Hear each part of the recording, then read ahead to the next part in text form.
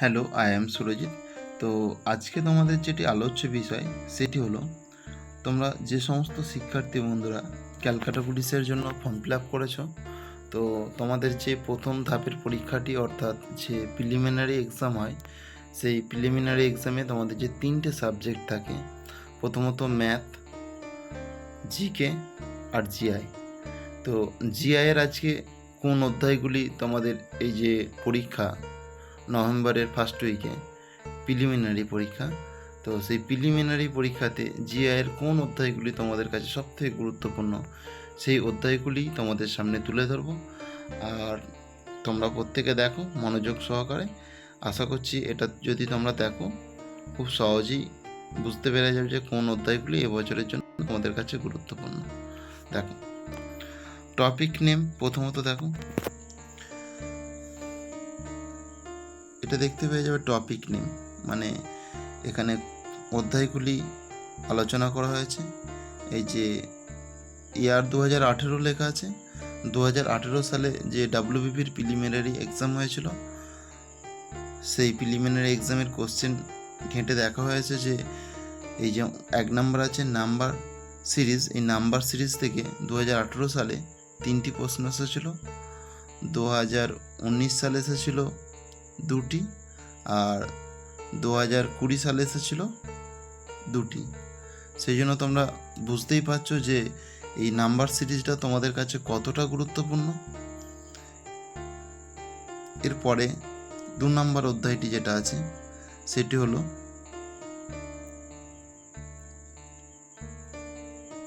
Letter series. দেখো, letter series থেকে 2018তে যেটি এসেছিল, দেখো 4 নাম্বার এসেছিল 2018তে, 2019 এসেছিল 3 নাম্বার, আর 2020তে এসেছিল 2 নাম্বার। তো এরপরে দেখো 3 নাম্বার অধ্যায় কোডিং ডিকোডিং। কোডিং ডিকোডিং থেকে 2018তে এসেছিল 3 নাম্বার, 2019 এসেছিল 2 নাম্বার, আর 2020তে এসেছিল 2 নাম্বার। এরপরে যে অধ্যায়টি সেটি হলো 4 নাম্বার অধ্যায়। তো 4 নাম্বার অধ্যায়টি থেকে 2018তে এসেছিল 1 নাম্বার, 2019এও এসেছিল 1 নাম্বার, আর 2020তেও এসেছিল 1 নাম্বার। অর্থাৎ ডিরেকশন টেস্ট, যেটাকে দিক নির্ণয় বলা হয়, এখান থেকে 3টে সালেই 1 নাম্বার করে এসেছিল। তাহলে তোমরা বুঝতে পারছো যে তোমাদের কাছে কোন কোন অধ্যায়গুলি গুরুত্বপূর্ণ। এরপরে দেখো 5 নাম্বার যে আছে সিটিং অ্যারেঞ্জমেন্ট, যাকে র্যাঙ্কিং অর্ডারও বলা হয়। অর্থাৎ এখানে সাধারণত এ বি সি করে দেওয়া হয়, যে 5 বন্ধু এরা এ বি এর ওপর, বি সি এর ওপর, সি ডি এর ডান পাশে, এইভাবে প্রশ্নটা বলে। তো এখান থেকে কে কত নাম্বারে আছে সেইভাবে দিতে হয় আর কি। তো এখান থেকে দেখো 2018 সালে এসেছিল 2 নাম্বার, 19 সালে এসেছিল 1 নাম্বার, আর 20 সালে এসেছিল 2 নাম্বার। এর পরবর্তী যে অধ্যায়টি সেটি হচ্ছে 6 নম্বর অধ্যায় অ্যানালজি।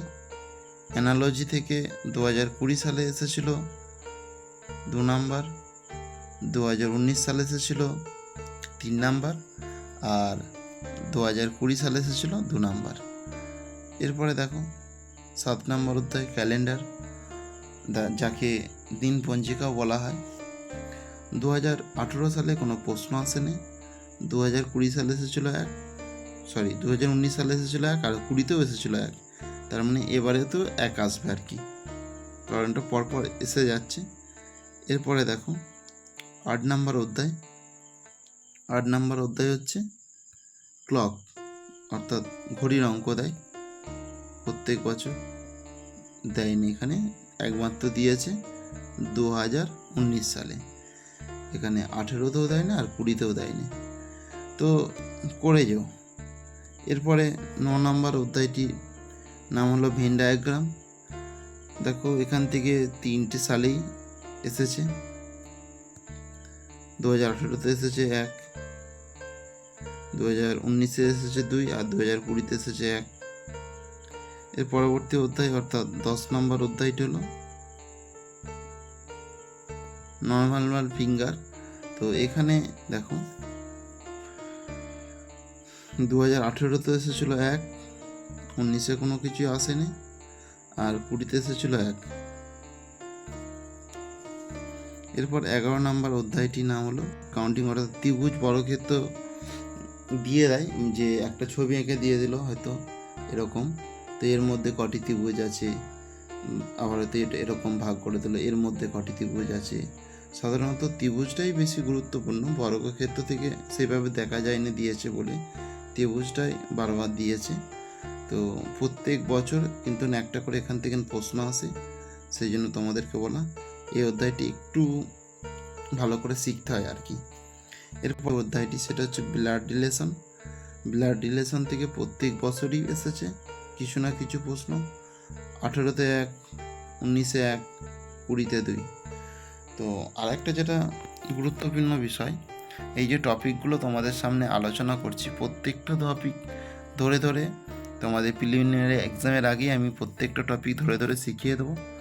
আর প্রত্যেক দিন একটা করে রিজনিংয়ের উপর ক্লাস তোমাদেরকে দেবো। তোমরা প্রত্যেকে প্র্যাকটিস করলে আশা করছি তোমরা যখন প্রিলিমিনারি এক্সাম দিতে যাবে, যে নভেম্বরের ফার্স্ট উইক করে, ওর আগে তোমাদের রিজনিংয়ের ক্লাসটা কভার করিয়ে দেবো। আর একটা যেটা বিষয়, তোমাদের অঙ্কের ক্লাস প্রায় প্রত্যেক দিন একটা করে দিচ্ছি, সেটা সুবীর দাস স্যারের বই থেকে। আর তোমরা যদি কেউ সুবীর দাস স্যারের বইটা পুরোটা কভার করে যাও, তার আর অঙ্ক কোথাও কিছু অসুবিধা হবে না, এটুকু বলা যায় গ্যারান্টি দিয়েই আর কি। তো দেখো এরপরে 13 নম্বরে যেটা আছে লুডোর ছক্কা, ডাইস যাকে বলে। দেখো 2018-তেও কিছু আসে না, 19-এও কিছু আসে না, এসেছে 20-তে 1 নাম্বার। এরপরে পরবর্তী অধ্যায় অর্থাৎ 14 নম্বর অধ্যায়টি দেখো ম্যাথমেটিক্যাল অপারেশন।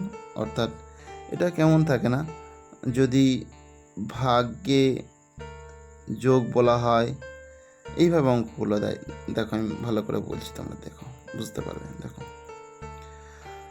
এখানটায় কীভাবে অঙ্কগুলো দেয় সেটা দেখো।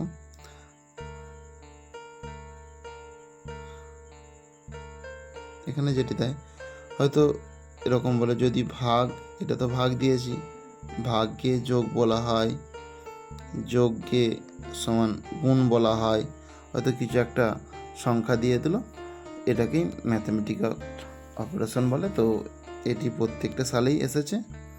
দেখো এখানে 18 সালে 1 এসেছে, 19 সালে 1 এসেছে, 20 সালে 2 এসেছে। আবার দেখো মিরর বা ওয়াটার ইমেজ যেটাকে বলে, এটা 18 সালে কিছু আসেনি, 19 সালে 1 এসেছিল, 20 সালে কিছু আসেনি।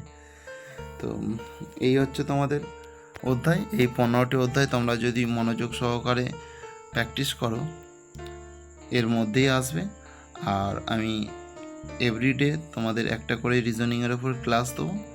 সেই জন্য তোমরা যদি ক্লাসগুলি পেতে চাও, তাহলে চ্যানেলটিকে অবশ্যই সাবস্ক্রাইব করো এবং পাশে থাকা বেল আইকনটি বাজিয়ে নোটিফিকেশান অল করে দাও। তো কাল থেকে তোমাদের রিজনিংয়ের ওপর ক্লাস দেওয়া হবে। তোমরা প্রত্যেকে মনোযোগ সহকারে যদি এই ক্লাসগুলি ফলো করো, আশা করছি একটা প্রশ্ন বাইরে যাবে না, প্রত্যেকটা প্রশ্নই তোমাদের যে এক্সাম হবে সেখানে কমন পেয়ে যাবে। তো ওকে, গুড বাই। আজকের ক্লাসটি তাহলে এখানেই শেষ করছি। নেক্সট ক্লাস অর্থাৎ কালকে যে ক্লাসটি আছে, প্রথম ক্লাস রিজনিংয়ের উপর, সেখানে আবার তোমাদের সঙ্গে দেখা হবে। গুড বাই বন্ধুরা, আসছি তাহলে।